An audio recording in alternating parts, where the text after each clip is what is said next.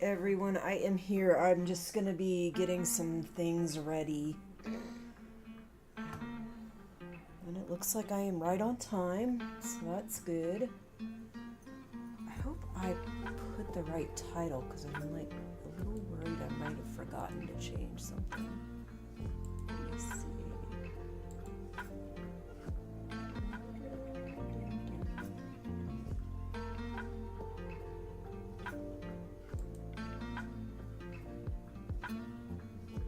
Okay, it looks like it's... Oh no, I did mess that up. Am I able to edit this right now? Let's see if it lets me.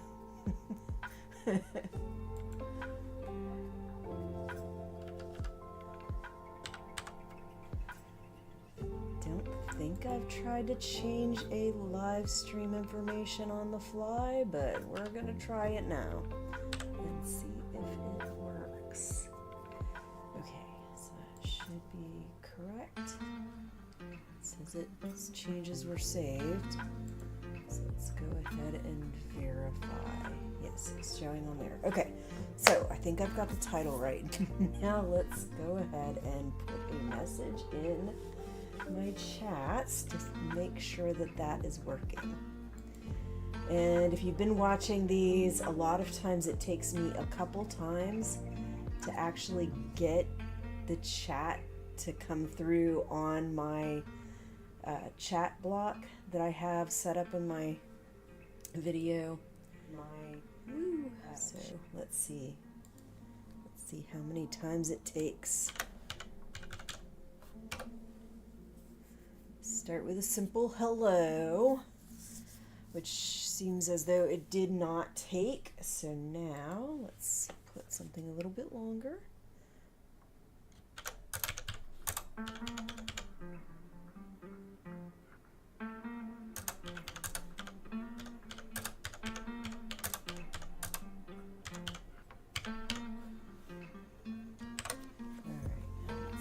This one.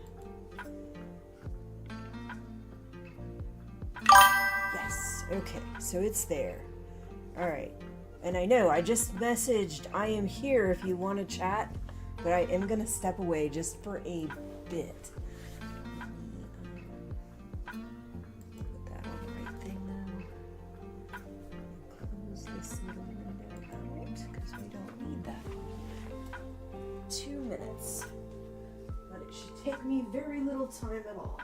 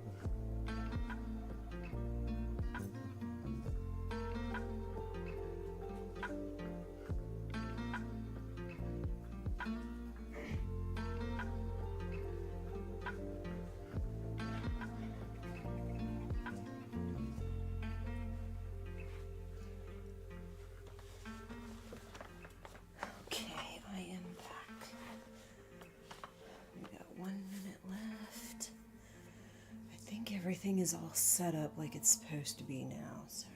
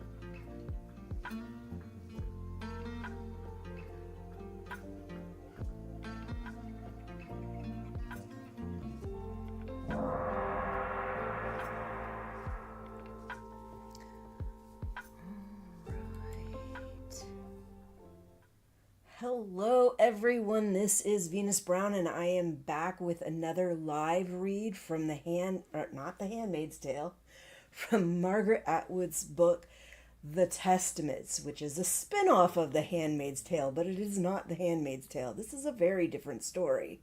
And whether you have watched it on TV or read the books, either way, Testaments is a very different story from The Handmaid's Tale. It's in the same place, sort of. Instead of Boston, it's DC area, but different group of people. It's focusing on a very different life, very different lifestyle, very different people. So anyway, today we're going to be reading from part 12 called Carpitz, chapter 31 through 33. This is going to cover more of Daisy's backstory.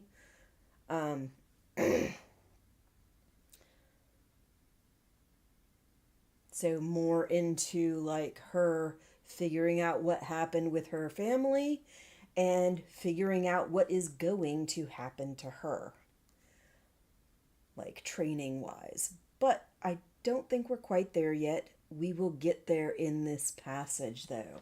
So let's go ahead and start with chapter 31. When I woke up, it was dark, and a man was there. He was maybe 25, tall and thin. He was wearing black jeans, a black t-shirt, no logo. "Garth, this is Daisy," Ada said. I said hi. He looked at me with interest and said, "Baby Nicole?" I said, "Please don't call me that." He said, "Right, I'm not supposed to say the name." "We good to go?" Ada said. "Far as I know," said Garth. "She should cover up. So should you." "With what?" said Ada. "Didn't bring my Gilead veil. We'll get in the back. Best we can do. We'll get in the back. Best we can do." The van we'd come in was gone, and there was a different one. A delivery van that said "Speedy Drain Snaking," with a picture of a cute snake coming out of a drain. And when I saw that cute snake comment, it just immediately made me think of some of the Gilead logos. Ada and I climbed into the back. It held some plumbing tools, but also a mattress, which was where we sat. It was dark and stuffy in there, but we were moving along quite fast as far as I could tell. "How did I get smuggled out of Gilead?" I asked Ada after a while. "When I was baby Nicole." "No harm in telling you that," she said. "The network was blown years ago. Gilead shut down the route. It's wall-to-wall sniffer dogs now." "Because of me?" I said. "Not everything is because of you. Anyway, this is what happened. Your mother gave you to some trusted friends. They took you north up the highway and then through the woods into Vermont. Were you one of the trusted friends?" And I'm kind of imagining Ada being like Rita now, especially after we've got this TV show appearance of Rita, not as Ada, but as one of her trainers, basically. One of the people that is helping with Mayday and one of the people that trains her when she makes the decision to go into Gilead to infiltrate them, to get revenge for her parents being killed, basically. Anyway, we haven't gotten to that yet. "We said we were deer hunting. I used to be a guide around there. I knew people. We had you in a backpack. We gave you a pill so you wouldn't scream." "You drugged a baby? You could have killed me," I said indignantly. "But we didn't," said Ada. "We took you over the mountains, then down into Canada at 3 Rivers. Trois Rivieres. That was a prime people smuggling route. route back in the day. Back in what day? Oh, around 1740, she said. They used to catch girls from New England, hold them hostage, trade them for money, or else marry them off. Once the girl had kids, they wouldn't want to go back. That's how I got my mixed heritage. Mixed? Like what? Part stealer, part stolen, she said. I'm ambidextrous. I thought about that, sitting in the dark among the plumbing supplies. So, where is she now, my mother? Sealed document, said Ada. The less people who know, the better. She just walked off and left me? She was up to her neck in it, said Ada. You're lucky you're alive. She's lucky, too. They've tried to kill her twice that we know of.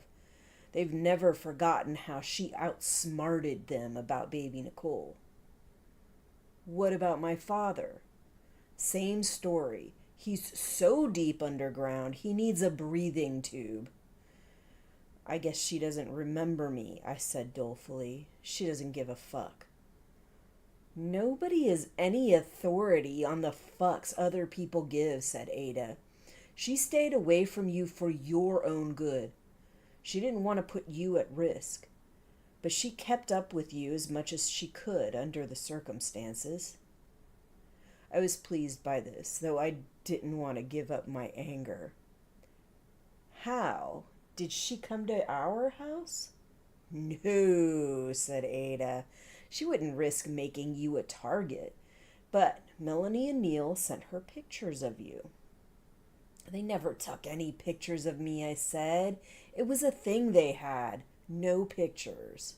See, this is something that I have been thinking about with the TV show and some of the things that people have been complaining about on the TV show that are watching, especially the ones that have seen the shows and read the books, is that it's like, to me, them not starting off towards the beginning of this, like when she had her birthday party, back before Agnes and them got their periods and all of that, like, to me, they missed a huge opportunity by not doing that.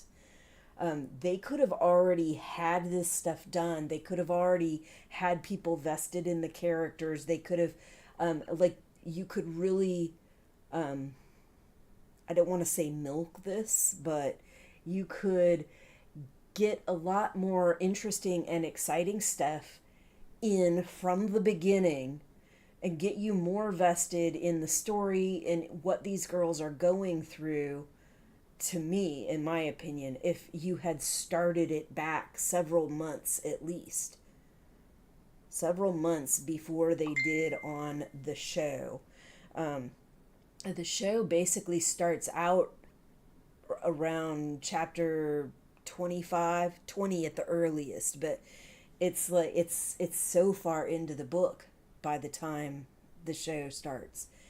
And they're basically trying to show this stuff in flashbacks, which this is kind of a flashback because these are these girls' narratives.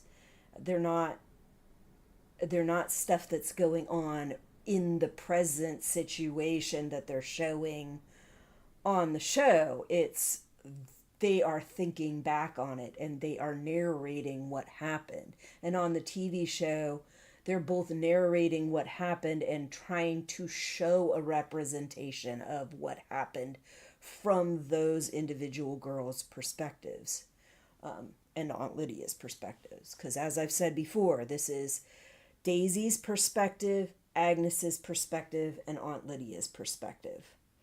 And yes, some of these girls have different names that are their birth names or whatever, but at this point in time, that is what they're going by. Daisy, Agnes, Aunt Lydia.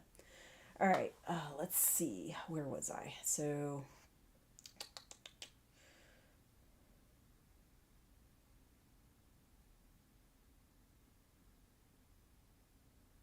okay, so we talked about the pictures that Melanie sent.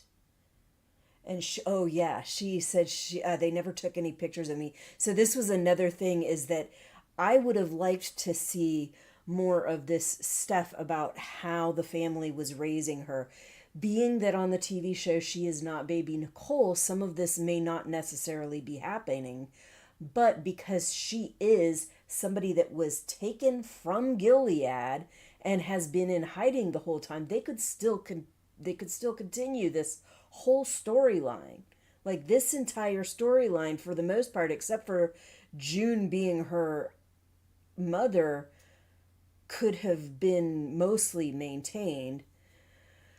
And I would have definitely liked to see more of this stuff about her family not letting her have pictures done, not wanting stuff on TV, things like that, keeping her sheltered, keeping her out of certain events, sending her to a specific school to keep her safe, all of that so that it doesn't get out to the wider world of Gilead. I think that would have been interesting. I think that is a lost opportunity. I do understand that this is their first season and there's no guarantee that the first season would necessarily take. They could end up getting it canceled, and so they don't want to leave too much out. So maybe they felt this was a way that they could get the majority of the story in if they have to. So that if they have to stop at season 1 or season 2, they have most of the information out. I understand that. It would have been nice if they would have been able to approach it more like they did with Handmaid's Tale and start out mostly from the book and then gradually expand from the book after they run out of material, which is what they did with Handmaid's Tale. Anyway, let's get back to the story. I can't take too long. The reason that I started early, because usually I'll start around 2 p.m. on Tuesdays, is one, my kid is at the end of their college term right now, so they don't have to be in school today. And two, I have an appointment at 2 p.m., which is usually when I'd be having to get my kid from school. So, or it's a little after I had gotten them from school.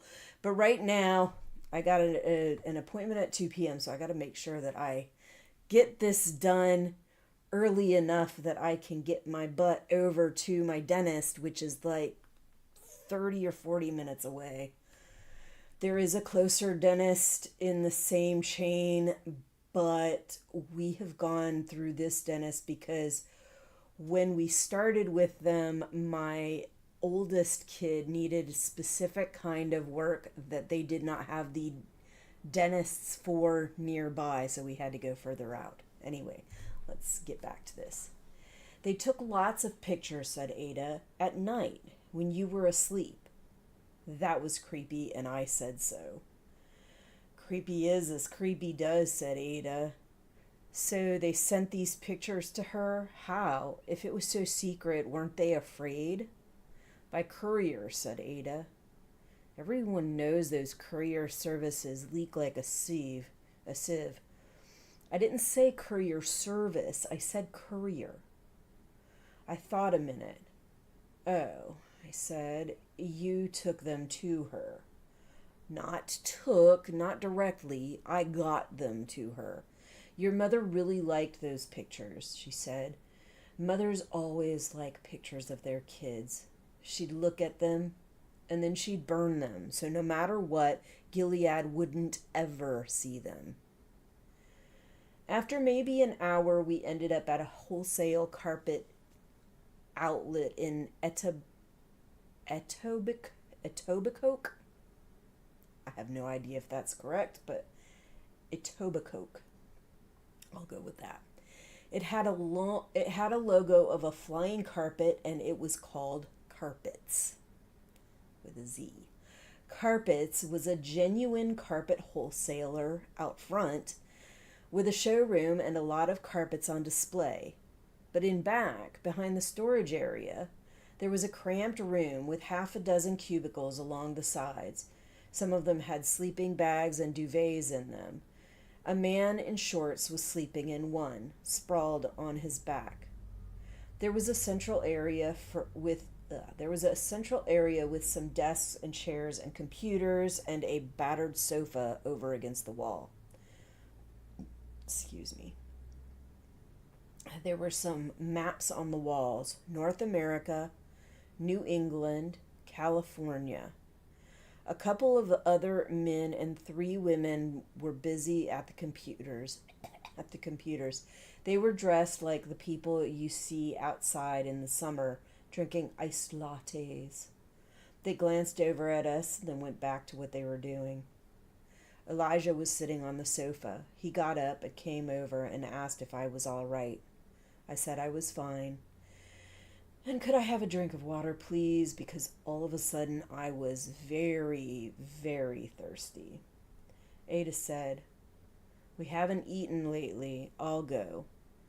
"You should both stay here," said Garth. He went out towards the front of the building. "Nobody here knows who you are except Garth," Elijah said to me in a low voice.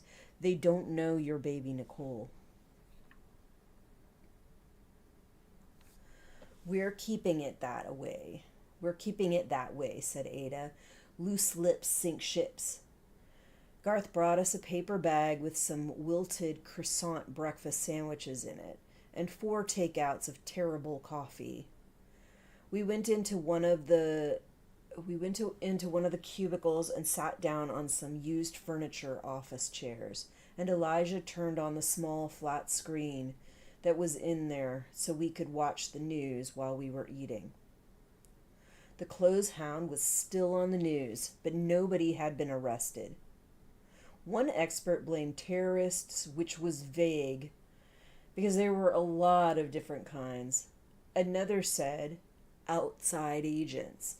The Canadian government said they were exploring all avenues, and Ada said their favorite avenue was the waste bin. Gilead made an official statement saying they knew nothing about the bombing. There was a protest outside Gilead consulate in Toronto, but it was outside the Gilead consulate in Toronto, but it wasn't well attended. Melanie and Neil weren't famous, and they weren't politicians. I didn't know whether to be sad or angry. Melanie and Neil being murdered made me angry, and so did remembering nice things they'd done when they were alive. But things that should have made me angry, such as why Gilead was being allowed to get away with it, only made me sad.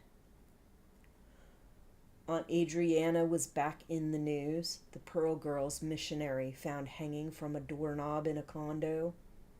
Suicide had been ruled out, the police said, and foul play was suspected. The Gilead Embassy in Ottawa had lodged a formal complaint stating that the Mayday terrorist organization had committed this homicide and that Canadian authorities were covering up for them, and it was time for the entire illegal Mayday operation to be rooted out and brought to justice. There was nothing on the news about me being missing. "Shouldn't my school have reported it?" I asked. "Elijah fixed it," Ada said. "He knows people at the school. That's how we got you into it.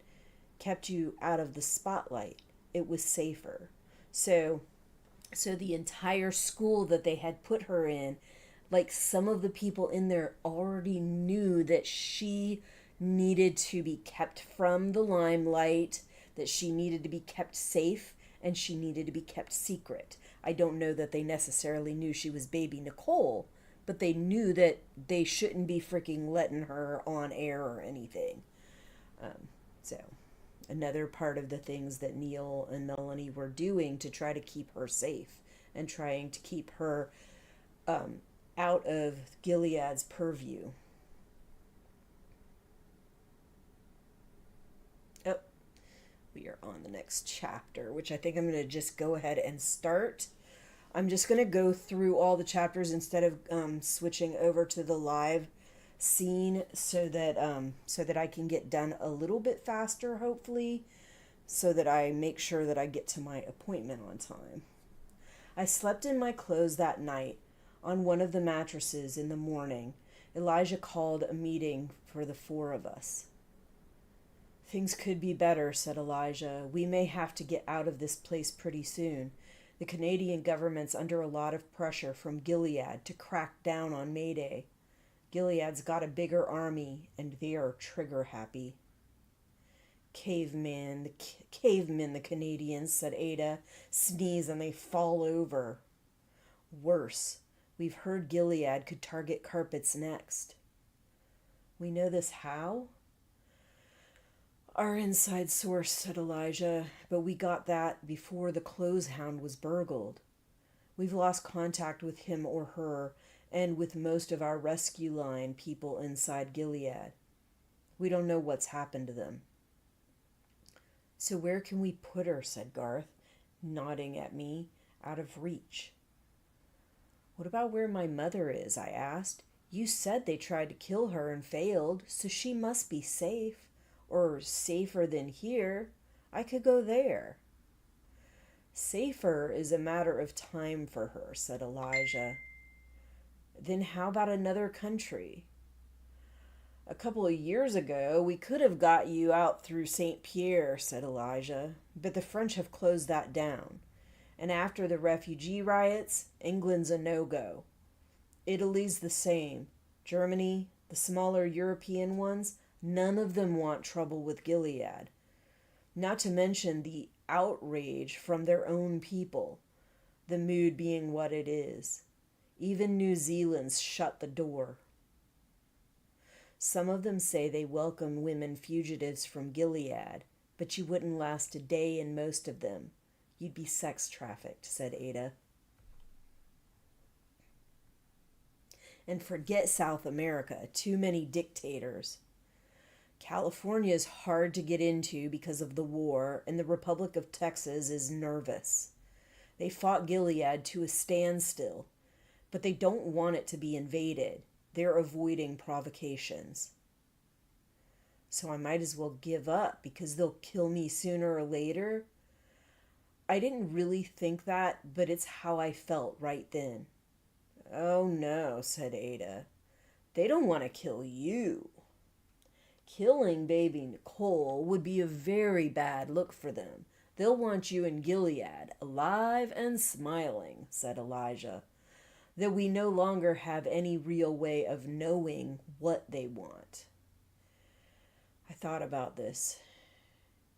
"You used to have a way?" "One source in Gilead," said Ada. "Someone in Gilead was helping you?" I asked. "We don't know who. They'd warned us of raids, tell us when a route was blocked, send us maps. Their information's always been accurate." "But they didn't warn Melanie and Neil," I said. "They didn't appear to have total access to the inner workings of the eyes," said Elijah. "So whoever they aren't top of the food chain. A lesser functionary, we are guessing, but risking their life." "Why would they?" I asked. "No idea, but it's not for money," said Elijah. According to Elijah, the source used microdots, which were an old technology. So old that Gilead hadn't thought of looking for them. You made them with a special camera, and they were so small they were almost invisible. Neil had read them with a viewer fitted inside a fountain pen. Gilead was very thorough in its searches of anything crossing the border, but Mayday had used the Pearl Girls' brochures as their courier system. "It was foolproof for a time," Elijah said. "Our source would photograph the documents for Mayday, stick them on the baby Nicole brochures. The Pearl Girls could be counted on to visit the clothes hound. Melanie was on their list of possible converts to the cause, since she always accepted the brochures. Neil had a microdot camera, so he'd glue the return messages into the same brochures, and then Melanie would return them to the Pearl Girls. They had orders to take any extra brochures back to Gilead for use in other countries. So I believe this conversation had already come up in the book before on Aunt Lydia's part, where she was talking to Commander Judd or Commander Judd explained to Aunt Lydia that they found out about this microdot technology that they were using. And I do wonder what they're going to choose to use for the TV show. I kind of doubt they'll go the microdot route, but I don't know. I'm thinking they'll try to use some kind of other technology, but we'll see. We'll see how it goes. But the dots can't work anymore, said Ada. Neil and Melanie are dead. Gilead found their camera. Now they've arrested everyone on the upstate New York escape route. Bunch of Quakers, a few smugglers, 2 hunting guides. Stand by for a mass hanging. I was feeling more and more hopeless. Gilead had all the power. They'd killed Melanie and Neil. They would track down my unknown mother and kill her too. They would wipe out Mayday. They would get a hold of me somehow and drag me into Gilead, where the women might as well be house cats, and everyone was a religious maniac. What can we do? I asked. It sounds like there's nothing. I'm coming to that, said Elijah. As it turns out, there may be a chance. A faint hope, you could say. Faint hopes are better than none, said Ada. The source had been promising to deliver a very big document cache to Mayday, said Elijah. Whatever this cache contained would blow Gilead sky high, or so the source claimed. But he or she hadn't finished assembling it before the clotheshound was robbed and the link was broken. The source had contrived a fallback plan, however, which he or she shared with Mayday several microdots ago. A young woman claiming to have been converted to the faith of Gilead by the Pearl Girls missionaries could enter Gilead easily. Many had done so. And the best young women to transfer the cash? Indeed, the only young woman acceptable to the source would be baby Nicole. The source did not doubt that Mayday knew where she was. The source had made it clear. No baby Nicole, no document cache, and if no document cache, then Gilead would continue as it was. Mayday's time would run out, and Melanie's and Neil's death would have been for nothing. Not to mention my mother's life. But if Gilead were to crumble, it would all be different. Why only me? The source was firm on that point, said you're the best chance for one thing. If you get caught, they won't dare kill you. They've made too much of an icon out of baby Nicole. I can't destroy Gilead, I said. I'm just a person. Not alone, of course not, said Elijah, but you'd be transporting the ammunition. Transporting the ammunition to bring down Gilead from the fucking foundation. Bring it on. Bring it on. All right. I don't think I can, I said. I couldn't be a convert. They'd never freaking believe me. We'll train you, said Elijah. Praying and self-defense. It sounded like some sort of TV skit. Self-defense, I said? Against who? Remember the Pearl girl found dead in the condo, said Ada. She was working for our source. Mayday didn't kill her, said Elijah.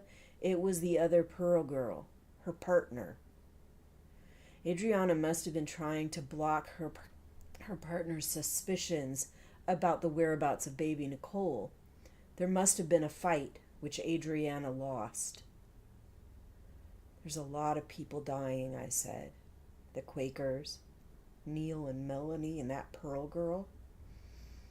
Gilead's not shy about killing, said Ada. They're fanatics. She said they were supposed to be dedicated to virtuous, godly living, But you could believe you were living virtuously and also murder people if you were a fanatic. Fanatics thought that murdering people was virtuous, or murdering certain people. I knew that because we'd done fanatics in school. I do find it kind of amusing. Like on the TV show and in the book, every time she says, I know about this because we learned it in school. I learned about this because we did this subject in school.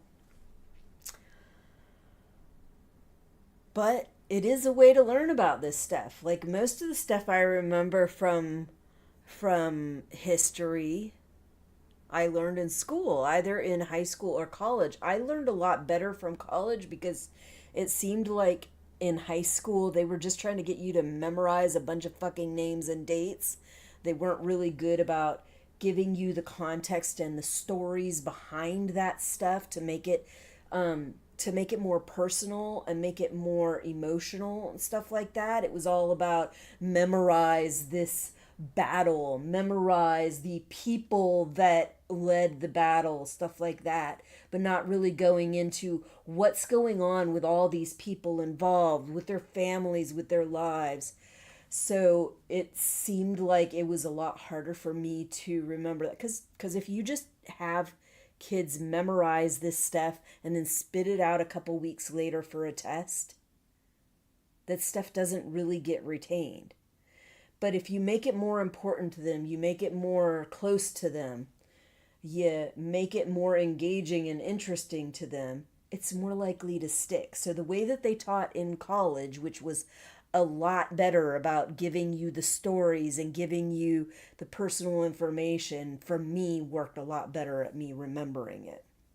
But still, that's where I get a lot of my information. I have done a lot of reading certain books and watching documentaries and stuff like that to try to learn a lot more, since what you do learn from school is very filtered and it is very directed. I know I remember our humanities teacher talking about part of the reasons that they cover certain things, they like hammer certain things home, but they don't cover other things, is because by mandate they have to get a whole bunch of stuff in, but they only have the one term or the 1 year or whatever to do it. So they have to filter out what's going to go in. Plus, with public schools, you're partially getting a government filtered curriculum that's the government's version of what they want their people to know. Whether you're in America or whether you're in another country, this stuff is being filtered out so that they can create these citizens that know the information that they want them to know. And some countries I think are better I think some countries are better at this than others, at giving people a more solid and complete bunch of information on the histories and stuff like that, and some are worse, but that tends to kind of be the way it goes. Yes, you've got education administrators that are helping to form these curriculums, but you also have this a lot of times being filtered through government lobbyists that are deciding what are the teachers required to teach, what are they not required to teach, what is required in the assessments that they're giving to prove that these students know enough information when they get out of such and such a grade or when they get a degree or whatever. Anyway, let's get back to this. I somehow agreed to go to Gilead without ever definitely agreeing. I'd said I'd think about it. And then the next morning, everyone acted as if I'd said yes. And Elijah said how brave I was and what a difference I would make, and that I would bring hope to a lot of trapped people. So then I more or less couldn't go back on it. Anyway, I felt that I owed Neil and Melanie and the other dead people. If I was the only person the so-called source would accept, then I would have to try. Ada and Elijah said they wanted to prepare me as much as they could in the short time that they had. They set up a little gym in one of the cubicles with a punching bag, a skipping rope, and a leather medicine ball. Garth did that part of the training. At first, he didn't talk to me much except about what we were doing, the skipping, the punching, tossing the ball back and forth. But after a while, he did thaw a little. He told me he was from the Republic of Texas. They declared independence at the beginning of Gilead, and Gilead resented that. Gilead resented that. There had been a war, which had ended in a draw and a new border. And from what I remember, Florida was also supposed to be like its own entity. It was like Texas and Florida, it seemed like, got out at the beginning. They won independence at the beginning. By the time we're in The Handmaid's Tale, that had already been done, and they were fighting, I think, Chicago and stuff like that. So right now, Texas was officially neutral, and any actions against Gilead by its citizens were illegal. Not that Canada wasn't neutral too, he said, but it was neutral in a sloppier way. Sloppier was his word, not mine, and I found it insulting until he said that Canada was sloppy in a good way. So he and some of his friends had come to Canada to join the Mayday Lincoln Brigade for foreign freedom fighters. He'd been too young to be in the actual Gilead War with Texas. He'd only been 7, but his 2 older brothers had been killed in it, and a cousin of his had been grabbed and taken into Gilead, and they hadn't heard from since. So they said that Canada was neutral in a sloppier way. I think also, keep in mind that Gilead was trying to take over all of the United States of America. So that specific part of the continent. And that didn't include Canada. Canada has a completely different government. They have a completely different system, and they would have had to somehow coalesce all this power within Canada also in order to try to take over Canada. Maybe they thought that was too much. I think it's completely ridiculous that a regime like this, that basically started out as a fringe freaking Christian extremist group, was able to completely take over the government of the United States of America. That to me sounds very far-fetched. That they were able to almost completely take over the country except for a handful of bordering states. I think that's completely ridiculous, but it's even more ridiculous to try to get Canada also. So I would say the fact that Texas borders Gilead and they're being targeted by Gilead, even though they're neutral, Gilead's got their eagle eye on them, and they're considering this neutral position or whatever, like part of the policy that they're following or whatever. And I would say the same is probably occurring with Florida, although they've never really talked too much about Florida. I think Florida and California, they talked about the oranges and stuff that come from there. But anyway, I should probably stop the branching off with other stuff because I need to get done. I do. All right. Oh, we weren't done with this page.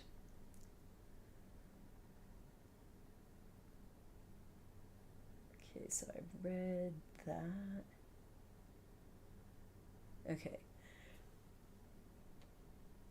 Okay, so right now Texas was officially neutral and any actions against Gilead by its citizens were illegal. Now that Canada wasn't neutral, I was saying, I already read this. Did I read the whole paragraph?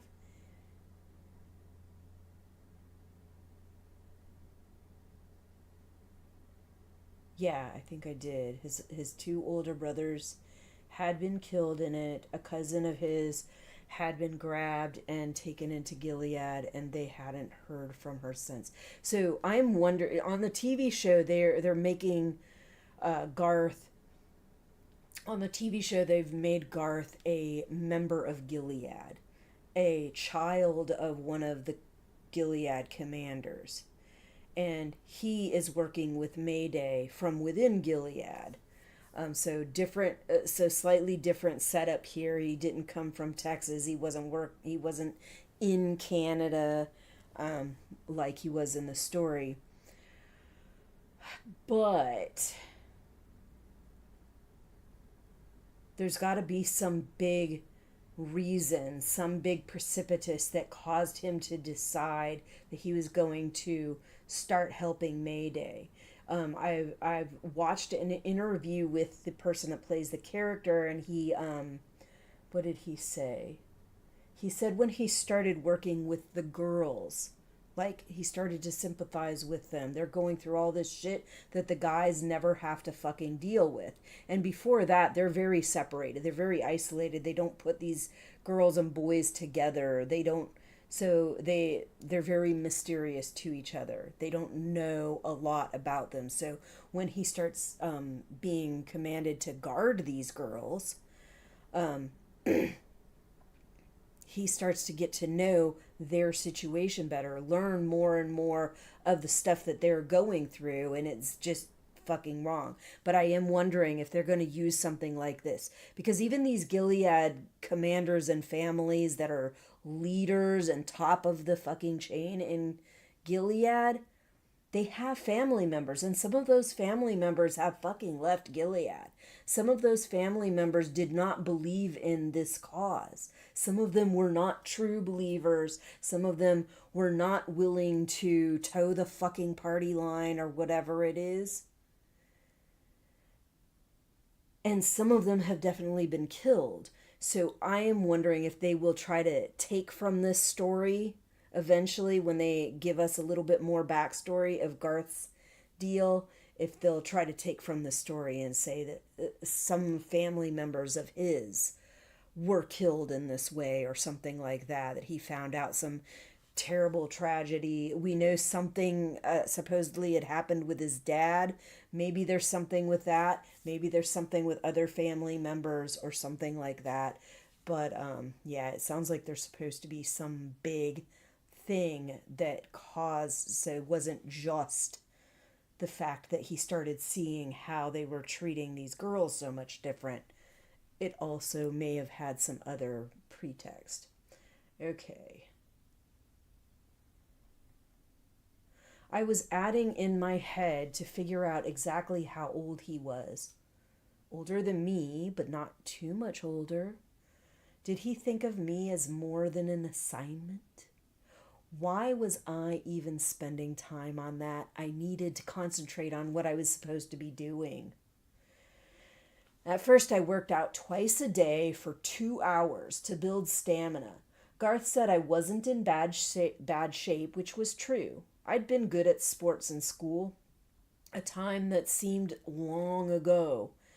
And then he showed me some blocks and kicks, and how to knee someone in the groin, and how to throw a heart-stopper punch by making a fist, wrapping your 2 thumbs across the second knuckles of your middle and index finger, and then punching while keeping your arm straight.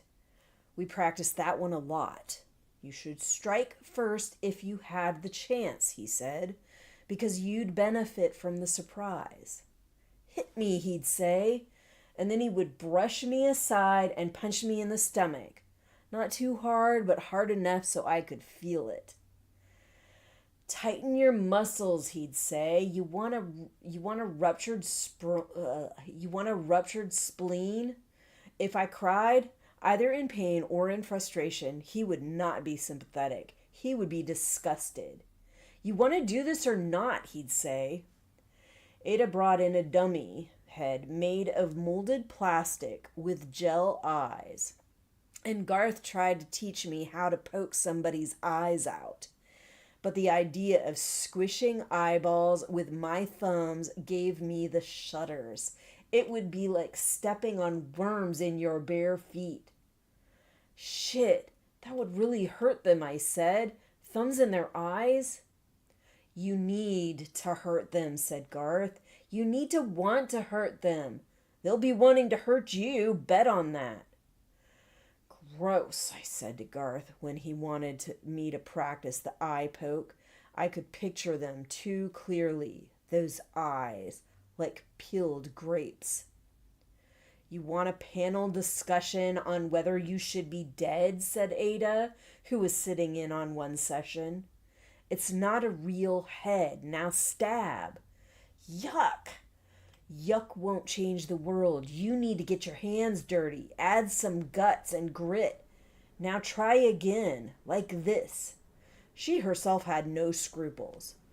Don't give up. You have potential, said Garth. Thanks a bundle, I said. I was using my sarcastic voice, but I meant it. I did want him to think I had potential. I had a crush on him. In a hopeless, puppyish way. But no matter how much I might fantasize in the realistic part of my head, I didn't see any future in it. Once I'd gone into Gilead, I would most likely never see him again. How's it going? Ada would ask Garth every day after our workout. Better.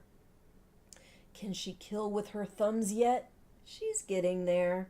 So in the TV show, we just, I think this was in the last episode? I think so. In the very last episode, she actually asked to learn to put somebody's eyes out. And Rita was like, no, you protect yourself in this case by actually following their rules. So they didn't go into all this self-defense and stuff like that, which, again, another lost opportunity. But that would have been something that they could have gotten into had they started it from the very beginning of this situation, instead of starting it 20-something chapters in. But whatever. The other part of their training plan was the praying. Ada tried to teach me that. She was quite good at it, I thought, but I was hopeless. How do you know this? I asked her. Where I grew up, everyone knew this, she said. Where? In Gilead, before it was Gilead, she said. I saw it coming and got out in time, but a lot of people I knew didn't. So this is one thing. This is what I have been trying to explain to some people that are trying to figure out who Daisy might be on the TV show. Because June described her as being taken from Gilead, like her parents got her out of Gilead when she was a baby, still in diapers. And people are trying to figure out, like, who could she be? Like, if they are going by a real timeline and not by some imaginary TV show bullshit, that she can't be really any of the kids that we knew about in The Handmaid's Tale. It just wouldn't work. She would be too old to have been taken out of Gilead as a baby. So then it's like, okay, well, how do you make her old enough if she was really a baby when she was taken out of Gilead? And I focused in on this part where June said that we have had you from the beginning. We've had you from the beginning. So my thought, which I've tried to say this to other people and some of them just don't get it, is that Gilead started from this religious fanatic sect of Sons of Gilead. They had to have been forming all this shit long before they fucking decided to take over the government. They had to have had a lot of this shit going on already. They already had their own religious sect. They're just like another fucking extremist cult. Just like another extremist freaking religion. We hear these things about some of the denominations in the Mormon religion, some of the denominations in the Jewish religion, some of the denominations in other like Southern Baptist and this other form of Baptist that's not really part of the Southern Baptists, but they try to label themselves that way. Like, we've heard of extremist fractional groups that are denominations off of these things that are very much like this, have these very narrow ideas of what their Christianity is supposed to be, have a lot of control over the females. The females are only allowed to know certain things and only allowed to do certain things. A lot of this stuff. And also cults. So to me, Gilead had to have been doing a lot of this stuff all along. Well before they became Gilead. So that's what my thought is as to who Daisy might be in the TV show. Is somebody that came out at the beginning when stuff in that religious sect was getting too fucking fringe. And one of the families in it saw what was coming and was like, I can't have my baby growing up in this. I have to get them out. So that's what I'm thinking, is that Daisy on the TV show might be some little baby that was in that religious sect at the beginning and was pulled out from there because their parents, because Daisy's parents were like, no, I can't justify doing this. I mean, could you imagine growing up in a religious sect like that and having some understanding that they might go through with this, that they might do some fucking conspiratorial plot where they overtake the entire United States government and force their fucking religious ideals on everybody else? I wouldn't want my fucking children growing up in that. I would be trying to get them the fuck out. So that's what I'm thinking. Anyway, what time is it? I gotta hurry up.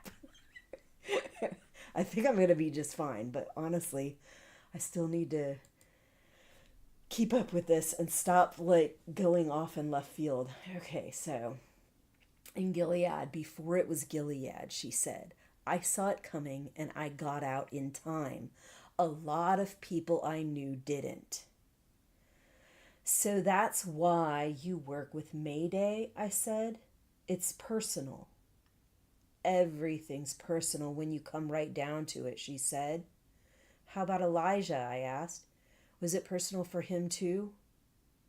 He taught in a law school, she said. He was on a list. Someone tipped him off. He made it over the border with nothing but his clothes. Now let's try this again. Heavenly Father, forgive my sins and bless. Please stop giggling. Sorry, Neil always said God was an imaginary friend and you might as well believe in the fucking tooth fairy. Except he didn't say the fucking. You need to take this seriously, said Ada, because Gilead sure does. And another thing, drop the swearing. I don't swear hardly at all, I said. The next stage, they told me, was that I should dress up like a street person and panhandle somewhere where the Pearl Girls would see me. When they started to talk with me, I should let them persuade me to go with them. How do you know the Pearl Girls will want to take me? I asked. It's likely, Garth said. That's what they do. I can't be a street person. I won't know how to act, I said. Just act natural, said Ada. Hold on a minute.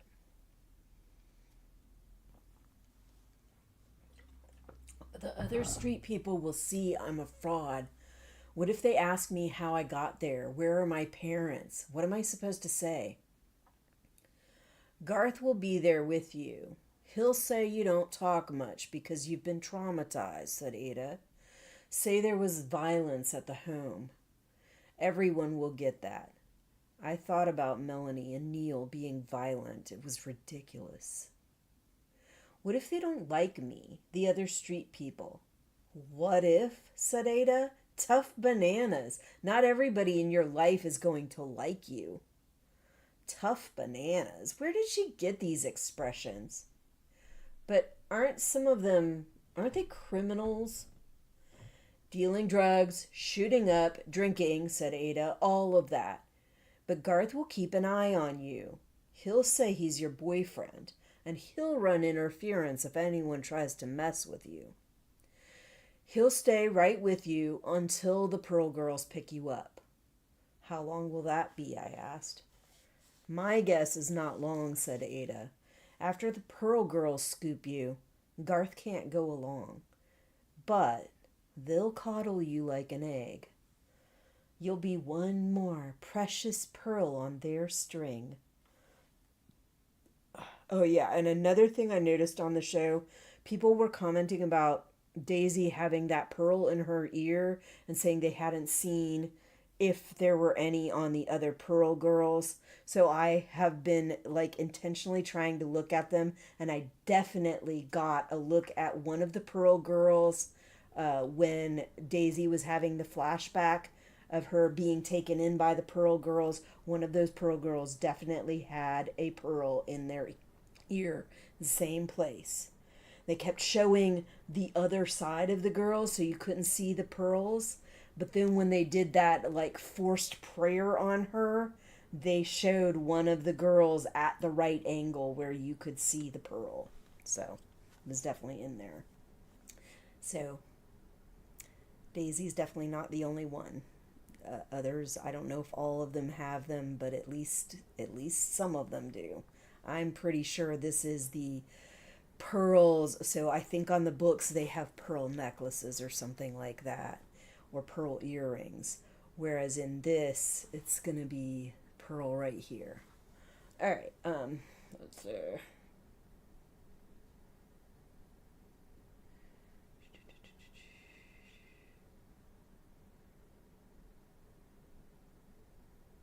Okay, so, but once you get into Gilead, it might be different, said Elijah. You'll have to wear what they tell you to wear. Watch what you say and be alert to their customs. If you know too much to begin with, though, Ada said, they'll suspect us of training you.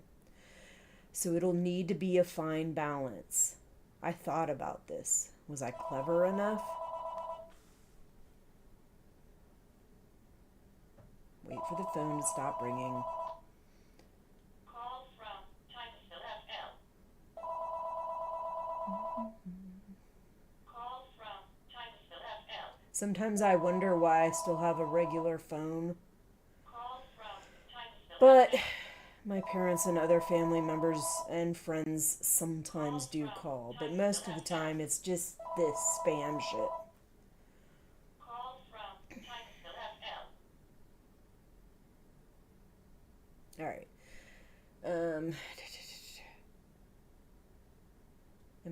Was I clever enough? I don't know if I can do that. If in doubt, play dumb, said Ada. Have you sent any pretend converts in there before? A couple, said Elijah, with mixed results. But they didn't have the protection that you'll have? You mean from the source? The source. All I could picture was a person with a bag over their head. Who were they really? The more I heard about the source, the weirder they sounded. Guesswork, but we think it's one of the ants, said Ada. Mayday didn't know much about the ants. They weren't in the news. Not even the Gilead news. It was the commanders who gave the orders, made the laws, and did the talking. The ants worked behind the scenes. That's all we were told at school. They're said to be very powerful, said Elijah. But that's hearsay. We don't have a lot of details. Ada had a few pictures of them, but only a few. Aunt Lydia, Aunt Elizabeth, Aunt Vidala, Aunt Helena. So these were their so-called founders. Pack of evil harpies, she said. Great, I said. Sounds like fun. Okay, so I wonder that, like, a lot of in both the books and the TV show, a lot of the people the refugees and asylees that come over from Gilead to Canada are handmaids, are prior children, things like that.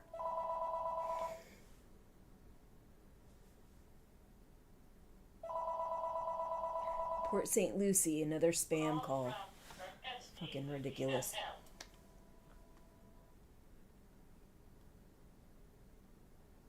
Okay. I thought it was done. I guess I was wrong. Call from ST Lucy FL.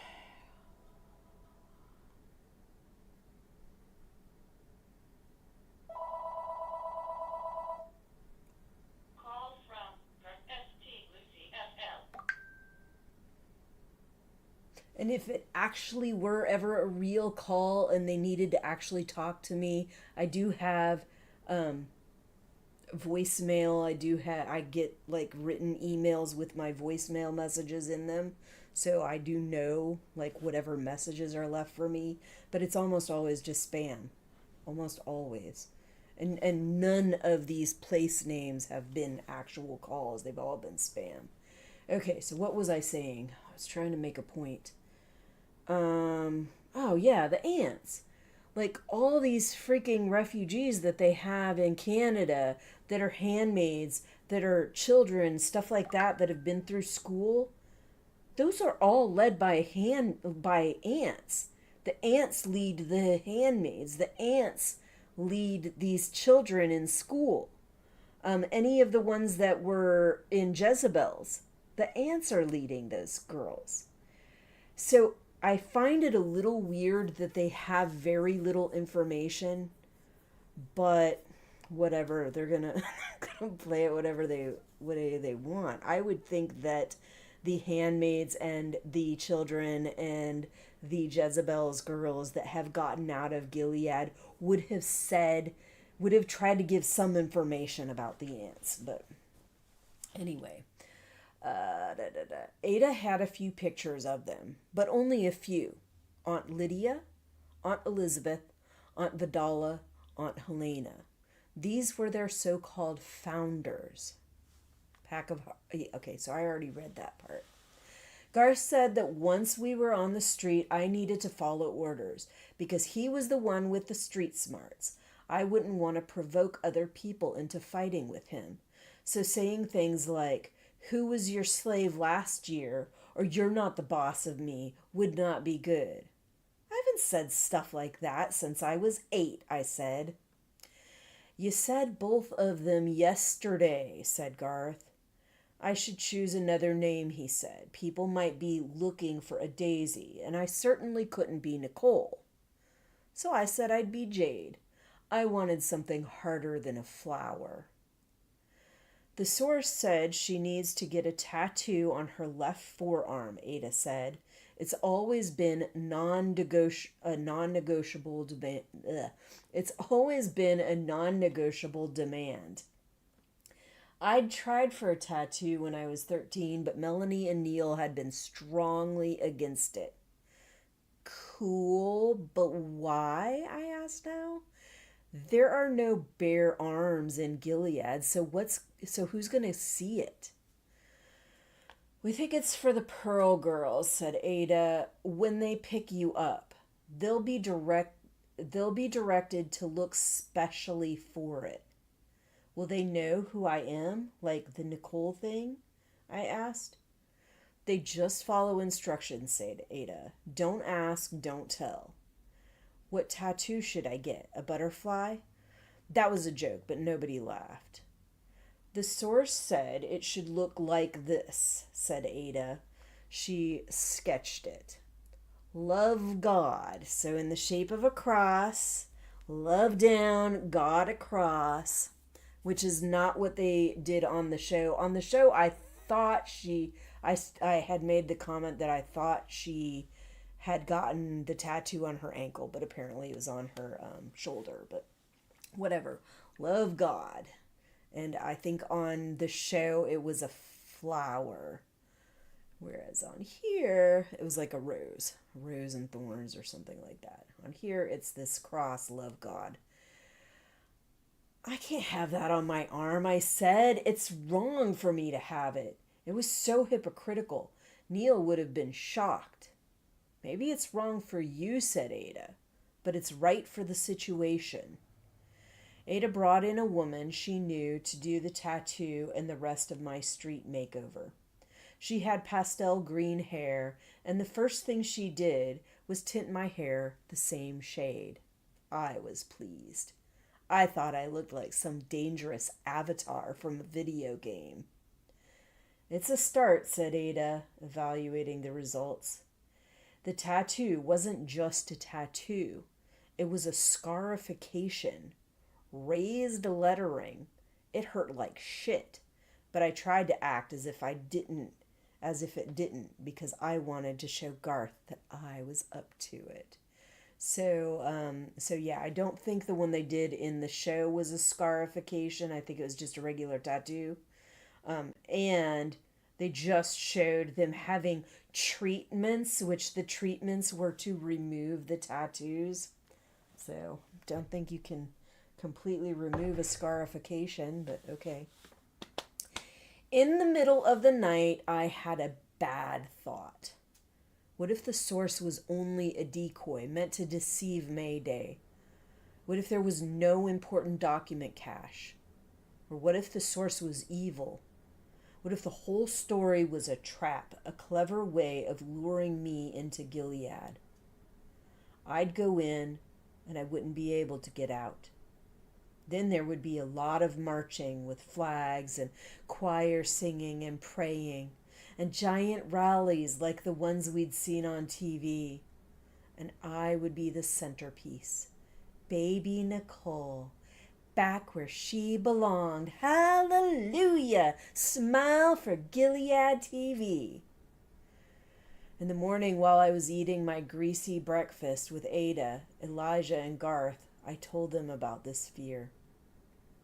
We'd considered the possibilities, said Elijah. It's a gamble. It's a gamble every time you get up in the morning, said Ada. This is a more serious gamble, Elijah said. I'm betting on you, Garth said. It'll be so amazing if you win. So, I think we're at the end. Woohoo, we are. We're at the end. All right. So we're at the end of this chapter. And just a little spoiler, if you don't know it yet, the last TV episode of the season is called Secateurs, which is what the next part is called. So this next part, which we will start on Sunday, is going to be from that part. Secateurs, last episode of the TV show. We're supposed to get episode 8 on Wednesday, which is tomorrow? Is it tomorrow? Yeah. So we're supposed to get episode 8 tomorrow. And